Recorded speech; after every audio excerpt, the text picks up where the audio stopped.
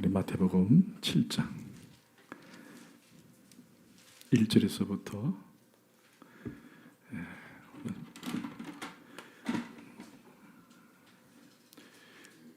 시간이 조금 없기 때문에 먼저 6절까지만 우리 함께 합독하시겠습니다. 6절까지 시작. 너가 비판하는 그 비판으로 너희가 비판을 받을 것이요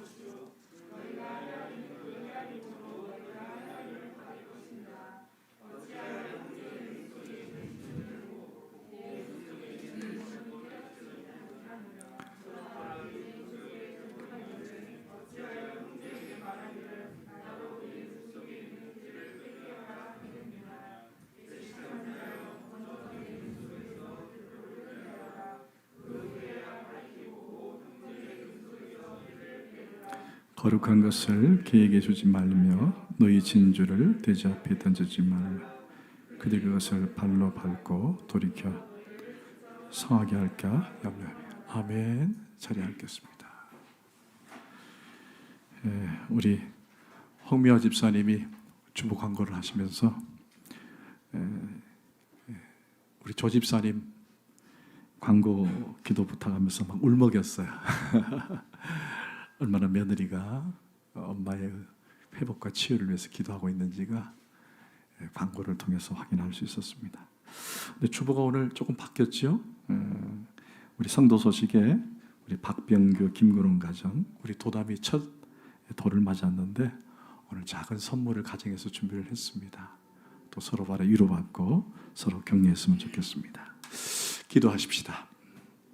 하나님, 우리가 계속 마태복음을 듣습니다. 특별히 산상수훈을 통해서 하나님께서 하늘나라 백성, 천국 백성의 삶에 대한 부분을 설명하시면서 이 땅에 우리가 땅에 발을 딛고 살지만은 그러나 하늘나라의 백성의 삶은 어떠해야 하는지를 늘 묵상하게 하시고 보게 해주시니 감사합니다. 오늘 이 말씀이 우리 가운데 좀 어렵게 다가오고 힘들게 다가올지라도 마음을 열고 그 말씀을 받아 우리의 삶에 적용하고 주님께 영광 돌리는 삶이 되게 하여 주옵소서. 특별히 이 시간에 사랑하는 자매가 오늘 교회에 나왔습니다. 귀한 자매를 축복합니다. 자매 가운데 함께 하셔서 위로하여 주시고 힘 주시고 능력을 더하셔서 하나님의 기쁨이 되는 복된 자매가 되도록, 그 가정이 되도록 은혜를 베풀어 주옵소서. 감사하옵고 예수 그리스도 이름으로 기도합나이다. 아멘. 여러분, 성도가 성경을 하원이 조금 생기는 것 같은데, 성도가 성경을 읽다 보면은 문맥이 맞지 않고 앞뒤 문맥이 맞지 않아서 참 성경이 어렵다라는 생각을 가질 때가 있습니다. 그리고 여러분이 잘 아는 것처럼 성경에는 난해 구절이라는 게 있어요. 난해 구절. 이거는 신학적으로 풀기 어려운 구절이 있습니다. 왜 제가 서론부터 이런 말씀을 드리냐면은 오늘 여러분들이 다 읽지는 않았지만은 오늘 이 본문의 메시지가 상당히 어려운 본문이 될 수도 있고 난해 구절이 될 수도 있기 때문에 그렇게 말씀을 드립니다. 오늘 본문은 1절에서부터 12절까지의 본문인데 크게 주제가 세 가지가 나옵니다. 첫 번째는 비판하지 마라. 또 하나는 기도를 열심히 하라. 그리고 마지막 하나가 대접하라라는 것입니다. 자, 첫 번째는 비판, 두 번째는 기도를 열심히 하라, 세 번째는 대접하라. 특별히 이 12절 우리가 읽지 않은 12절은 황금률이라 그래요. 황금률. 여러분 아시죠? 황금률이 뭔지? 내가 대접을 받고자 한 대로 남을 먼저 대접하라. 왜? 인간의 욕구는 모두 다 똑같기 때문이다. 그래서 내가 대접을 받고 싶으면 먼저 남을 대접하면 남도 너를 대접할 것이다 라는 그런 본문의 메시지가 마지막에 끼어 있습니다. 그런데 왜 난해 구절인가? 사실은 본문의 주제가 세 가지가 있지만은 사실은 전체의 한 주제를 가지고 말씀을 하기 때문에 난해 구절이에요. 왜냐? 여러분 6절을 다시 한번 보세요. 여러분이 갖고 있는 성경책 6절에 보니까 거룩한 앞에 동그라미가 있나요, 없나요? 있지요. 그 다음에 7절은 있고, 그 다음에 13절은 있습니까, 없습니까? 그리고 13절은 동그라미가 있습니다. 여러분, 동그라미가 있다는 말은 새로운 문장이라는 거예요. 새로운 문장. 앞의 내용과 상관없이 새로운 내용이 등장을 했다라는 것입니다. 그런데 제가 방금 주제가 세 가지다라 말을 했지만은 그러나 오늘 본문은 사실은 한 가지 주제를 다루고 있다. 이게 무슨 말이냐? 사실은 1절부터 12절까지는 같은 내용을 담고 있다. 이렇게 이해하시면 돼요. 그런데 같은 내용을 담고 있는데 왜 주제가 각각 다른가?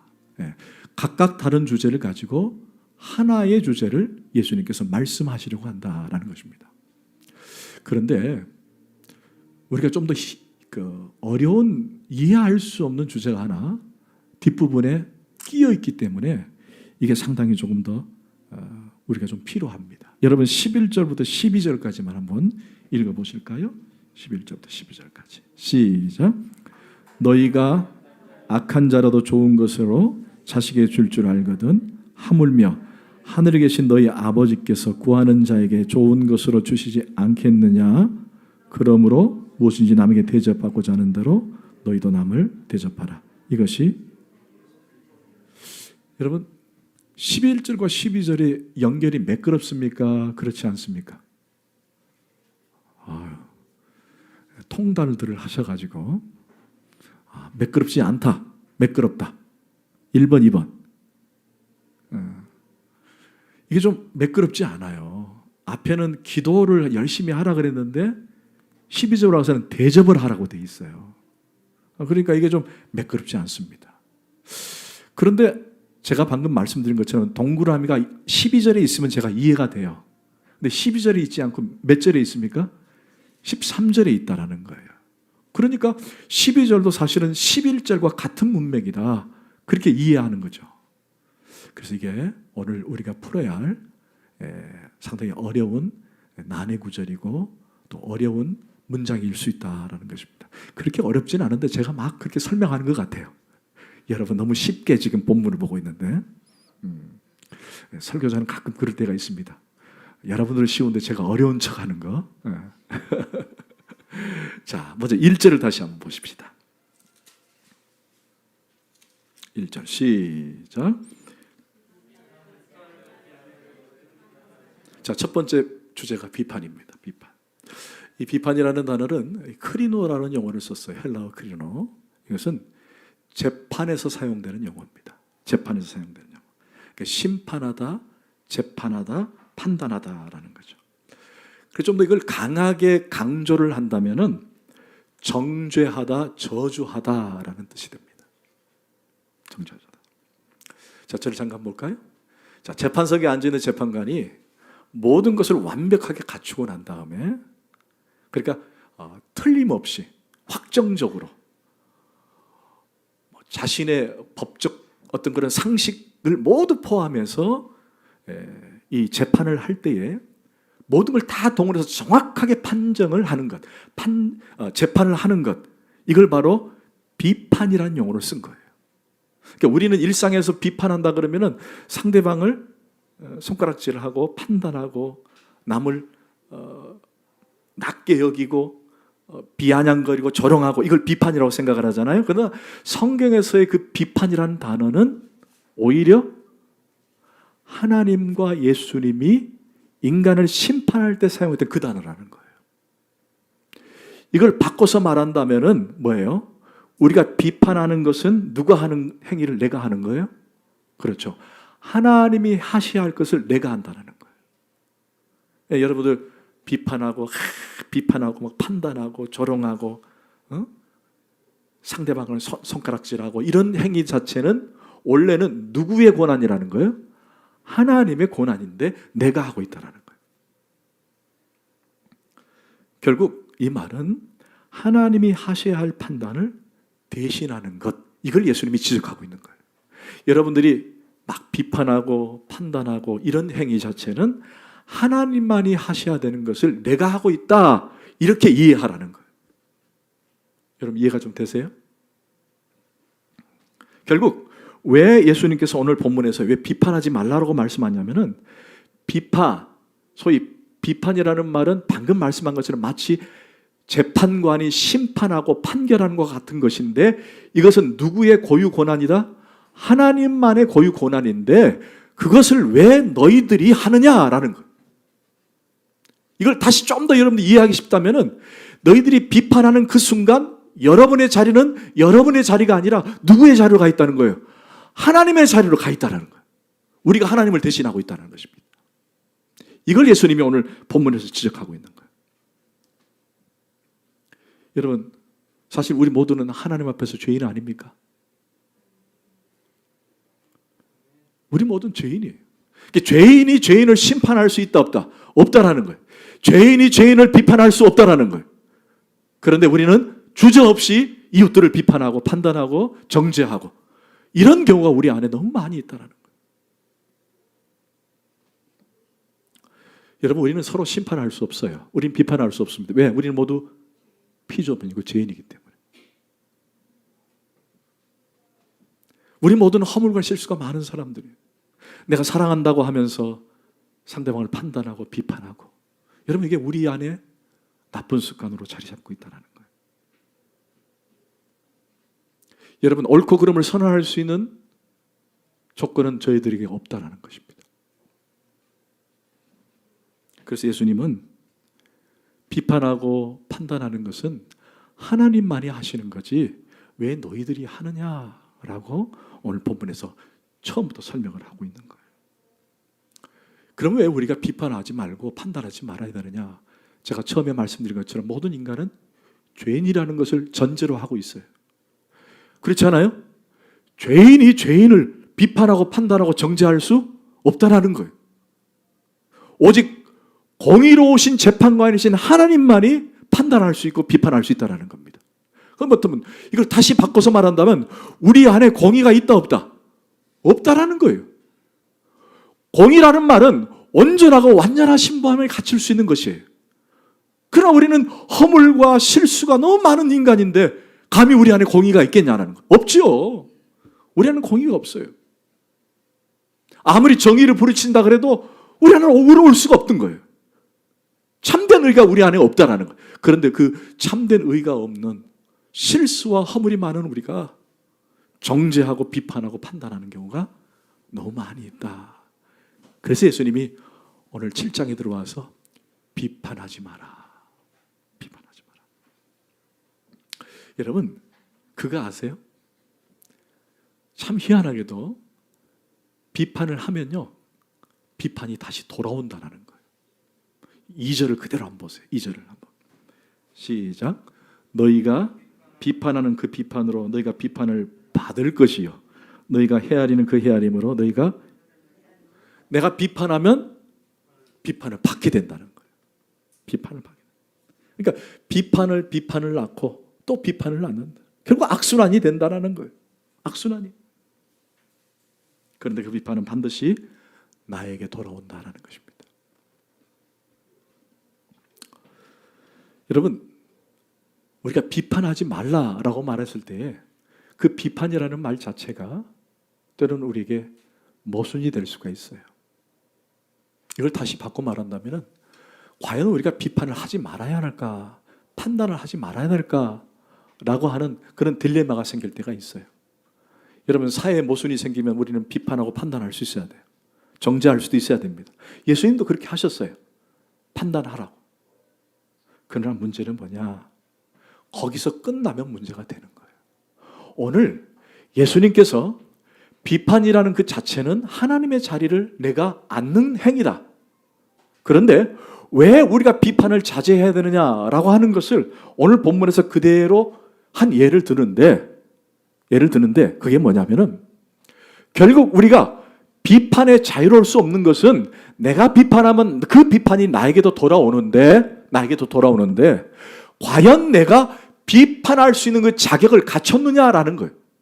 다시 말해서 여러분이 판단하고 비판하는 것까지는 좋다. 그러나 거기에 걸맞는 여러분의 삶이 드러나고 있느냐? 그걸 보여주고 있는 거예요. 제가 우리 주닮은 식구들한테 그런 말씀 자주 드려요. 우린 서로 평가할 수 있어요. 평가할 수 있어요. 우리 교회가 앞으로 가야 되기 위해서 이런 방향으로 갔으면 좋겠습니다. 평가할 수 있습니다. 그러나 평가에서 머무르면 안 돼요. 거기에는 뭐가 돼야 되죠? 대안이 포함돼야 돼요. 건설적인 대안이. 여러분들이 어떤 문제를 가지고 같이 의논할 수는 있습니다. 판단할 수도 있어요. 저는 비판도 할 수 있습니다. 그러나 거기서 끝나지 말라는 거예요. 거기에 대한 대안을 제시할 수 있어야 되고, 더 나아가 거기에서 내가 자유로울 수 있도록 내 삶이 어때야 돼요? 비판받지 않도록 모습을 갖추는 것까지 가야 된다는 거예요. 그런 자가 비판할 수 있다는 겁니다. 왜냐? 여러분 3절과 4절 한번 보십시다. 시작. 어찌하여 형제의 눈 속에 있는 티는 보고 네 눈 속에 있는 들보는 깨닫지 못하느냐? 보라, 네 눈 속에 들보가 있는데 어찌하여 형제에게 말하기는 나로 네 눈 속에 있는. 상대방을 지적하고 비판하는 것까지는 좋다 이거야. 그런데 문제는 내가 비판받을 일이 있다 없다? 있다라는 거예요. 상대방의 티는 가지고 계속 비판을 하는데 실제로 나는 들보를 갖고 있다라는 거예요. 이걸 하나님이 빼라고 하는 거예요. 빼라. 왜 그랬을까? 여러분 이때 당시 이 메시지를 받는 청중들 속에 누가 끼어 있었냐면 종교 지도자이던 유대인 서기관과 바리새인들이 있었어요. 예수님께서 산상에서 설교를 쭉 하시는데 보니까 예수님을 따르는 무리들, 제자들만 있는 것이 아니라 그 중에 예수님을 고발하기 위해서 또 예수님의 어떤 말을 하는지 듣고 싶지만은 그냥 이미 마음에 벽을 쌓고 있는 바리새인들과 서기관들이 그 안에 있었어요. 왜 없었겠습니까? 그들을 향해서 오늘 어찌하여 네 형제의 눈에 티는 보면서 네 속에 있는 들보는 보지 못하느냐? 그 얘기를 하고 계시는 거예요. 누구에게? 바리새인과 사두개인과 서기관과 유대인들을 향해서. 여러분, 이들은요 어떤 종교적 삶을 살았냐면 율법이라고 하는 잣대를 가지고 같은 유대인들에게 또는 열심히 하나님을 믿는 백성들에게 그 율법을 막 갖다 대는 거예요. 율법을 들이대는 거예요. 율법을 막 들이대는 거예요. 그리고는 그 율법의 잣대로 계속 판단하는 거예요. 너 왜 율법을 안 지켰느냐? 왜 안식일을 거룩하게 지키지 않았느냐? 왜 음탐하게 마음을 음욕을 품었느냐? 율법을 가지고 막 갖다 대는 거예요. 여기까지는 좋아요. 근데 정작 뭐예요? 자신에게 뭐가 있어요? 들보가 있는 것을 보지 못하는 거예요. 남들은 잣대를 자꾸 대가면서 너는 이랬다, 너는 저랬다 판단하는데 실제로 자기 속에 있는 들보는 확인을 못한 거예요. 예수님께서 그 들보를 빼라는 거예요. 이 말은 너희들이 판단하고 비판한 것까지 좋다. 그러나 너희들이 그 삶에 있어서 모범이 되지 못하면 비판하지 말라는 거예요. 여러분 이해가 되세요? 우리 비판할 수 있어요. 판단할 수 있습니다. 그러나 내가 삶이 비판과 판단에서 정말 자유롭다면 얼마든지 할 수 있습니다. 저는 우리가 이 땅에 살면서 그런 일을 참 많이 겪잖아요. 여러분 나라를 위해서 막 비판하고 판단하고 지역사회를 위해서 판단하고 비판하고 좋습니다. 그러나 과연 나는 나라와 민족을 위해서 지역사회를 위해서 나는 어떤 삶을 살고 있는가? 우리 주변에 연약한 지체들이 있어요 없어요? 있잖아요. 그 연약한 지체들을 막 정죄하고 저렇게 살면 안 돼, 저렇게 살면 안 돼 라고 막 손가락질을 하지만 정작 나는 그런 삶을 살고 있느냐라는 거예요. 내 눈에 들보는 보지 못하면서 남의 눈에는 티. 여러분 들보가 뭔지 아시죠? 김사님, 권사님 들보가 뭔지 아시죠? 예, 들보가 그렇죠. 여기 저 기둥 아래 그 큰 집에 가면은 초석이 있어요. 이렇게 그렇죠. 기둥 밑에 큰 초석. 집을 받치고 있는 기둥을 받치고 있는 얼마나 큽니까 그 들보가? 나는 그 들보를 갖고 있는데 남의 티, 요걸 가지고 정지하고 있다는 거예요. 여러분, 우리 자신이 그런 게 있어요, 없어요? 있다는 거예요. 그래서 이들을 가르쳐서 5절에 뭐라고 했는지 한번 보십시다. 그렇죠. 시작. 외식하는 자여, 먼저 네 눈 속에 들보를 빼어라.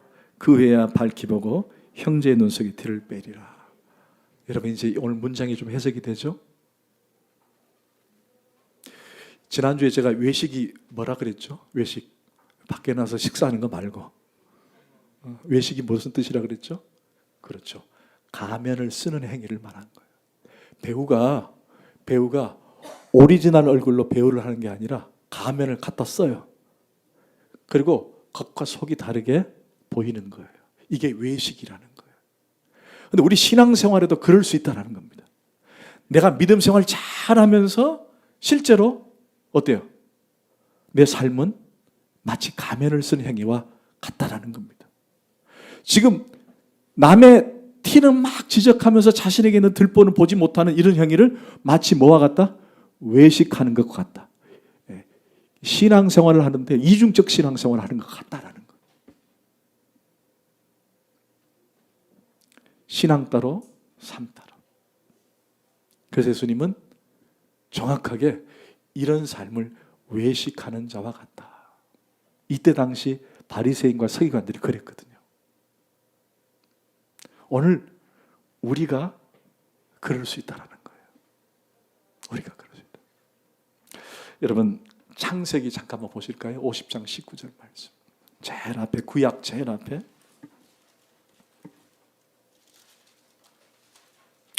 50장 19절 말씀. 제가 가지고 있는 성경책 80쪽.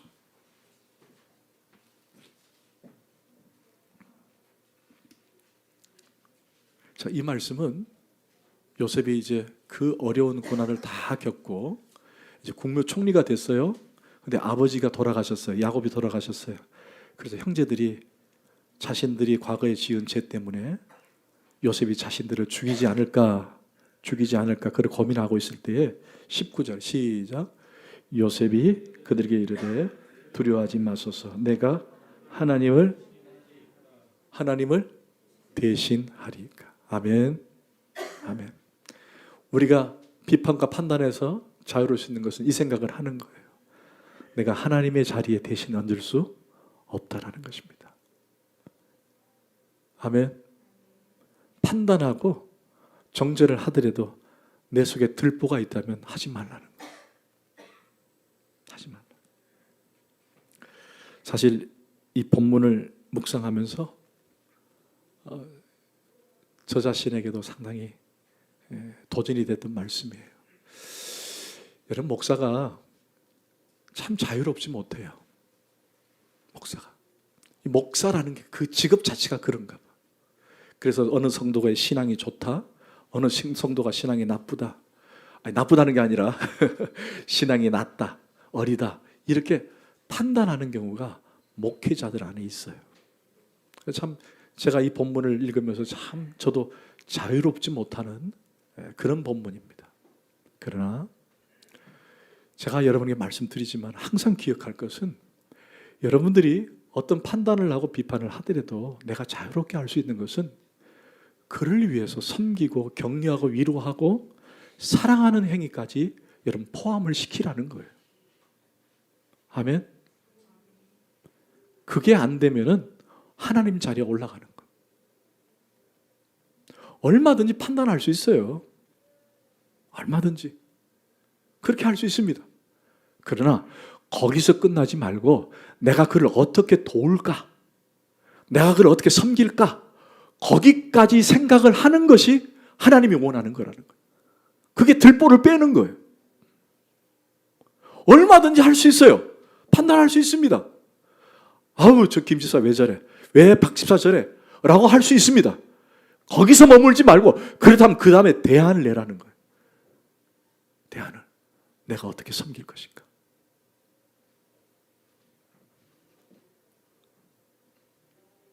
여러분 6절을 한번 보십시다. 오늘 본문으로 돌아가서. 자, 6절 앞에 뭐가 있었죠? 동그라미가 있었죠? 또 이걸 다른 주제로 보는 경우가 있습니다. 그러나 이것은 1절에서부터 5절까지의 말씀을 이어서 하는 거예요. 시작.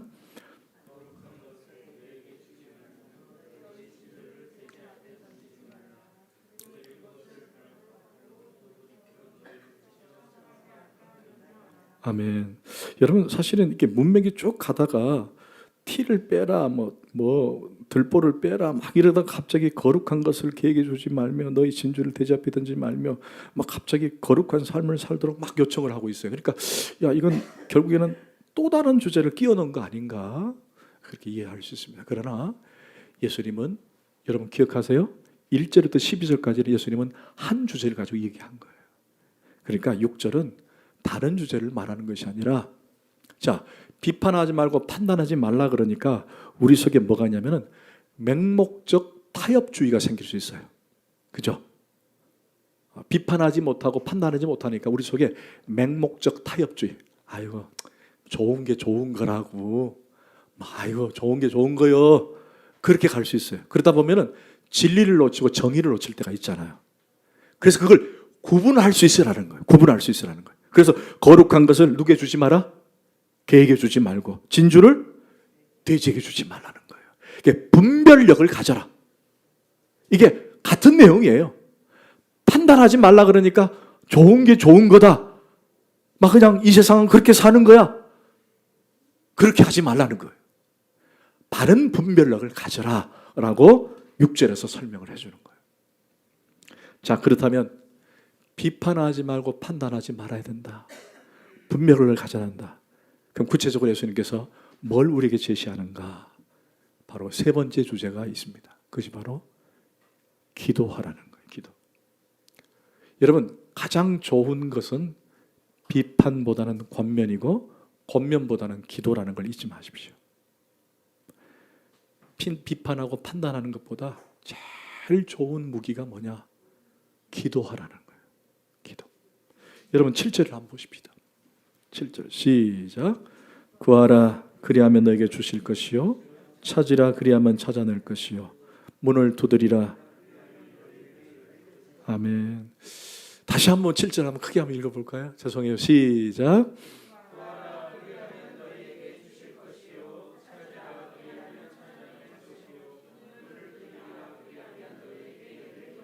아멘. 여기 동사 세 가지가 나왔죠? 첫 번째, 구하라, 찾으라, 두드리라. 아멘. 여러분 이 성경 구절 좋아해요, 안 좋아해요? 많이 좋아하죠. 특별히 이건 어디 이게 액자에나 또는 집에나 이거 많이 붙여놓고 그래, 이거 정말 기도해야 된다. 기도 열심히 하자. 그래서 우리가 이 본문을 가지고 정말 열심히 찾고 열심히 두드립니다. 여러분 그래야 할 줄 믿습니다. 아멘, 아멘. 그런데 자, 그 다음 절을 한번 쭉 한번 읽어보겠습니다. 시작. 너희 중에 누가 아들이 떡을 달라 하는데 돌을 주며 생선을 달라 하는데 뱀을 줄 사람이 있겠느냐? 너희가 악한 자라도 좋은 것을 자식에게 줄 줄 알거든 하물며 하늘에 계신 너희 아버지께 구하는 자에게. 아멘. 8절은 제가 생략을 했습니다. 같은 내용이에요. 구하라 주실 것이다. 너희가 아들이 떡을 달라는데 돌을 주고 생선을 달라는데 뱀을 줄 아버지가 어디 있느냐? 열심히 구하라. 그래서 우리가 열심히 구하고 또 찾고 두드립니다. 여러분 성도는 그렇게 할 줄 믿습니다. 아버지께 구하는 거예요. 아버지께. 그런데 문제가 여기서 끝나면 되는데 도대체 이 내용이 정말 기도만을 위한 내용일까? 여기서 우리가 문제 제기를 하는 거예요. 자, 이 내용이 정말 기도 열심히 하면 들어주신다. 기도 열심히 하면 열린다. 기도 열심히 하면 된다. 과연 그 내용만을 가지고 오늘 본문을 이해해야 되는가? 그래서 많은 목사님들이 여기까지만 설교를 하고 내려갑니다. 그리고 12절은 따로 떼서 설교를 해요. 자, 12절 시작. 그러므로 무엇이든지 남에게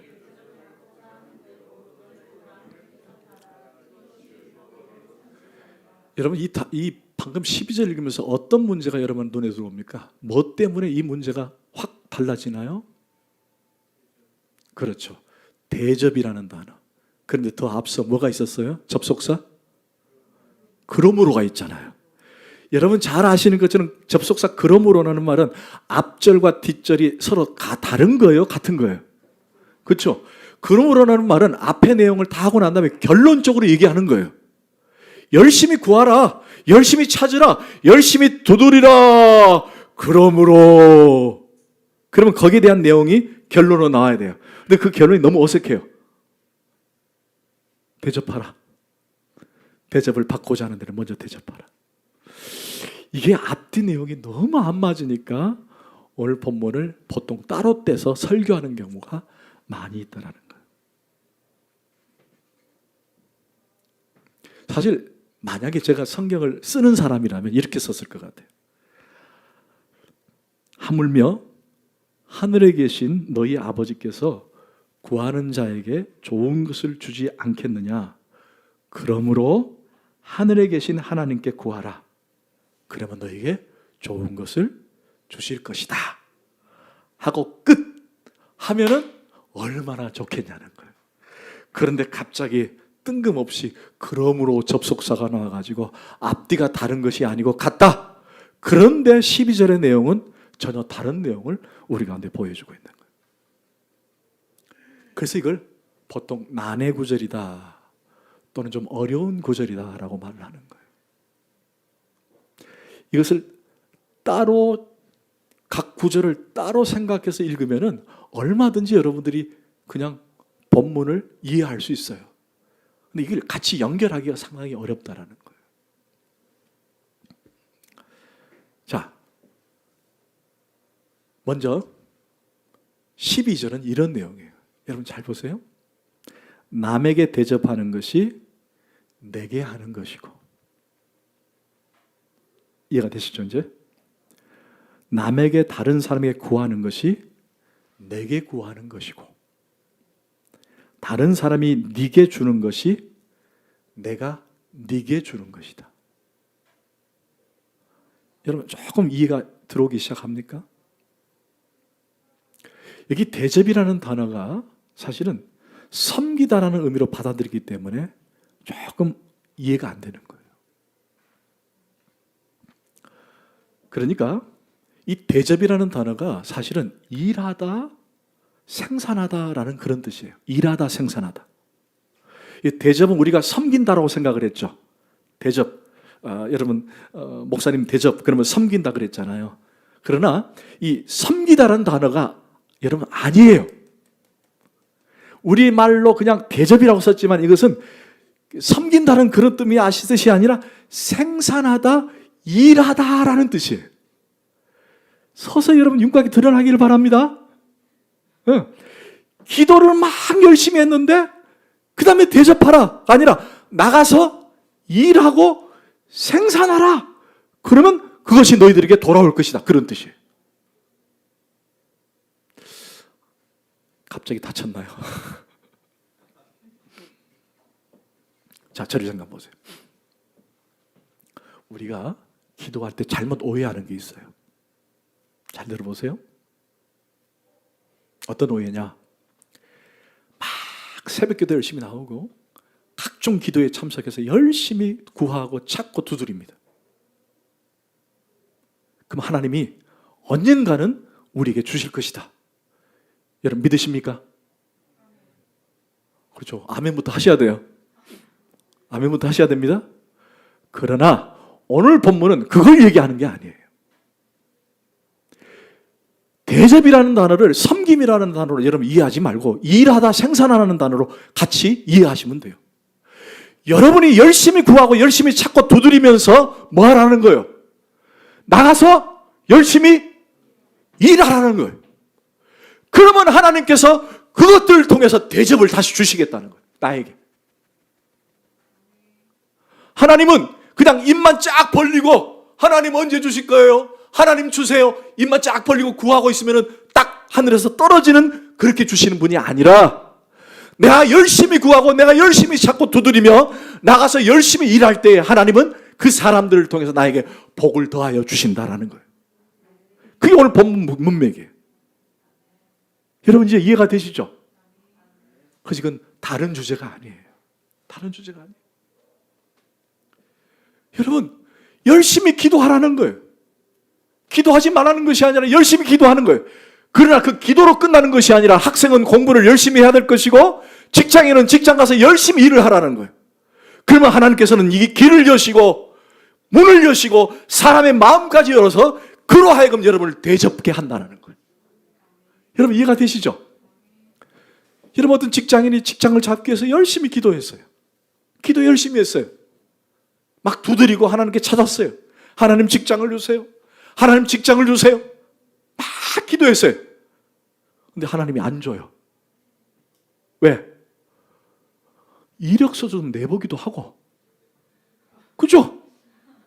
가서 좀 단장도 좀 하고, 사람들도 만나가지고 어떻게 가서 면접을 본가 연구도 좀 하고 해야 되는데 매일 교회 와가지고 막 떼꾸정말 질해가지고 기도만 하고 있으면 하나님이 뭘 주시겠어요? 두드리고 찾고 기도를 하되 나가서 이력서도 만들고 메모도 좀 가꾸고 면접을 어떻게 볼 것인가도 공부하고 그것을 그대로 상대방에게 대접을 하는 거예요. 일을 하는 거예요. 상대방에게 주는 거예요. 그러면 상대방이 그걸 받고 여러분들에게 대접을 해주는 거예요.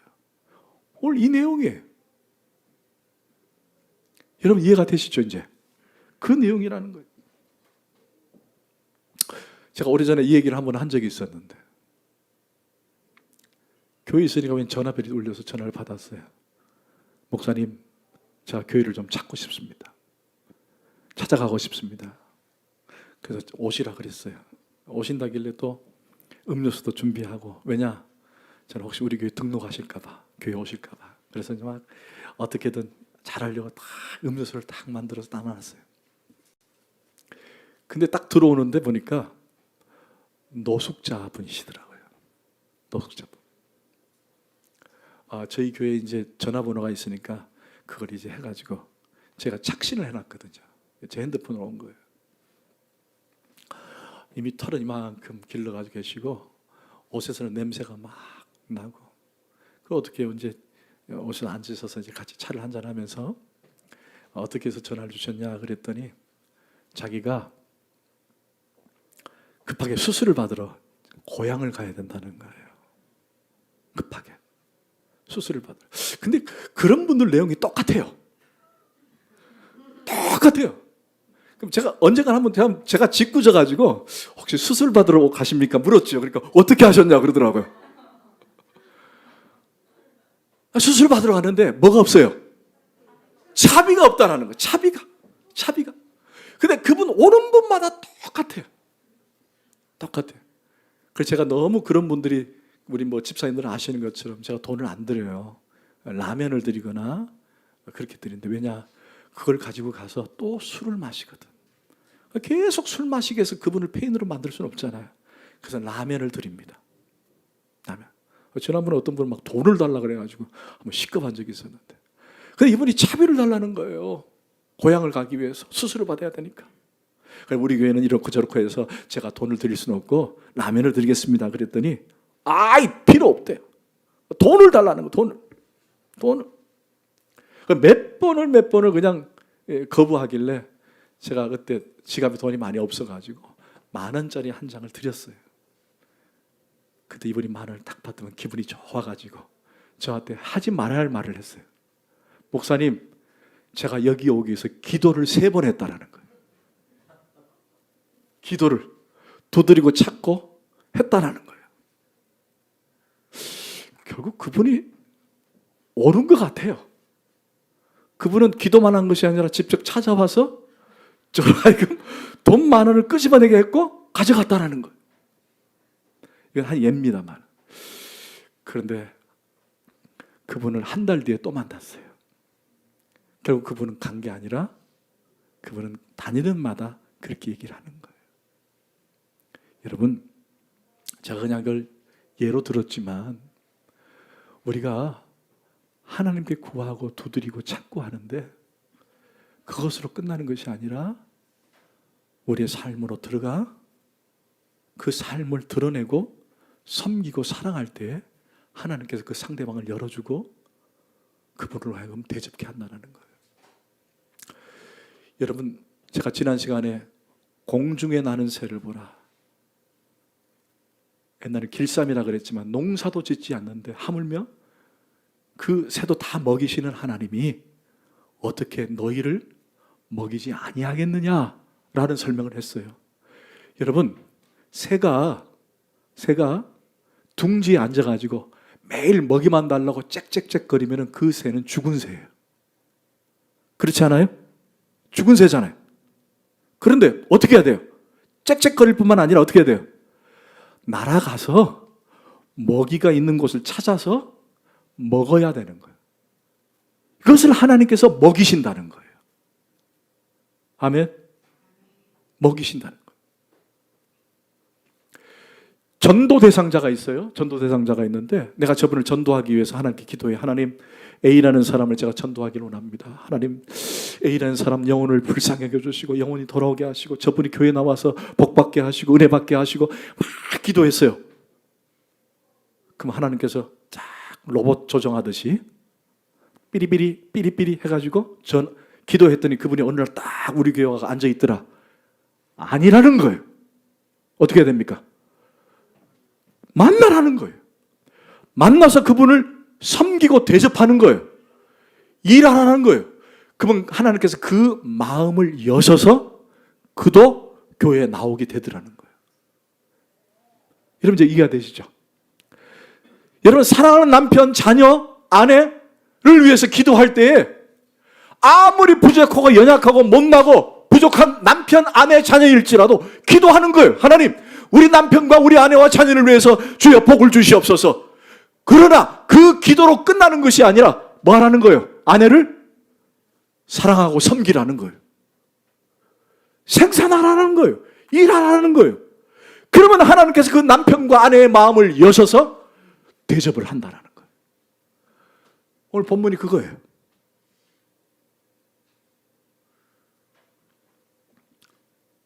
여러분, 우리가 너무 기도하는 데만 초점을 맞추면 안 되는 거예요. 제가 우리 아내를 위해서 기도해 주고 너무 고맙고 감사해요. 그러나 우리 여러분들이 주닮은 교회가 매일 저녁 8시 정시에 기도하는 그 모습이 너무 아름다워요. 그렇게 섬기는 거예요. 그렇게 대접하는 거예요. 그게 우리에게 필요하다는 거예요. 여러분 말씀을 맺겠습니다. 자, 저를 잠깐 보십시다. 혹시 지난주 말씀 핵심 주제가 뭐였던 기억나세요? 그렇죠. 아버지였잖아요. 아버지. 하나님을 뭘로 만나라고요? 아버지로 만나라. 아버지로 만나라. 오늘 여러분, 왜 제가 처음에 각각 주제는 다 다르지만 다 연결되어 있다라고 말하는 그 내용을 이제 마지막 결론으로 얘기하고 말씀 맺겠습니다. 자, 기억해 보세요. 비판하는 것은 누구의 자리에 올라가는 거예요? 그분이 누구예요? 아버지죠. 네. 비판하는 것은 아버지의 자리에 올라가는 거예요. 거기에 아버지가 포함되어 있어요. 자, 그리고 여러분 오늘 본문에서 아들이 떡을 달라 하는데 돌을 줄 아버지가 없고 아들이 생선을 달라고 하는데 뱀을 줄 아버지가 없다라고 말을 했어요. 자, 그러면 거기에도 뭐가 드러나고 있어요 지금? 그렇죠. 아버지가 드러나고 있어요. 자, 그리고 우리가 남을 섬기고 남을 대접하는 것은 곧 누구를 대접하는 거예요? 아버지를 대접하는 거예요. 아버지를. 그러면 1절에서 12절까지 중심 주제는 결국 뭐예요? 아버지라는 거예요. 아버지. 그래서 각각 주제가 3가지가 있지만 결국 한 주제예요. 아버지. 이 말은 오늘 여러분들이 아버지로 만나야 그것이 가능한 거예요. 아버지로. 아버지로 만나지 않으면은 여러분 그냥 종교 생활하는 거예요.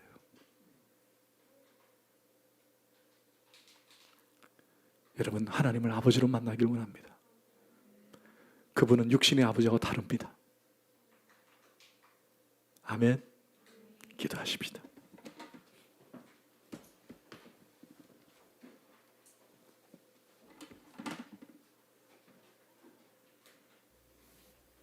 하나님, 오늘 우리가 말씀을 또 함께 이해하고 풀어갔습니다.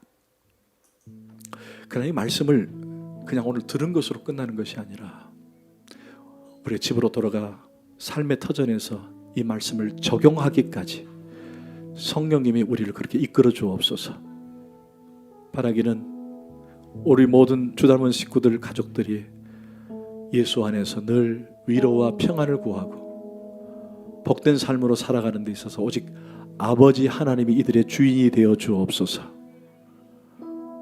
우리를 사랑하시는 예수 그리스도 이름으로 간절히 기도합나이다.